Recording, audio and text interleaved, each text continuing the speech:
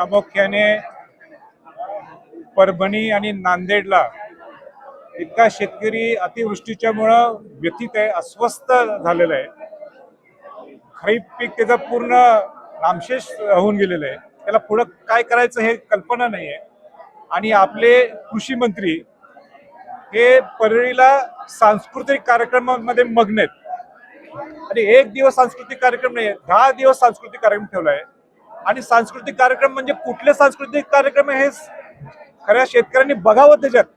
म्हणजे लज्जास्पद सुद्धा असे प्रोग्राम त्यांनी त्या 9 दिवसाच्या 10 दिवसाच्या सांस्कृतिक कार्यक्रमात घेतले.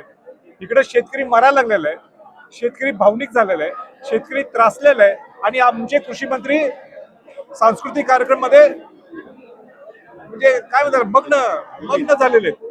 ही किती दुर्दैव आहे महाराष्ट्राच्या दृष्टिकोनातून. त्यांना शोभते काय याचं उत्तर आहे त्यांच्याकडं. म्हणजे आम्ही सगळं सोडून राजकारण बाजूला ठेवून शेतकऱ्यांच्या भावना समजून घ्यायला आलोय.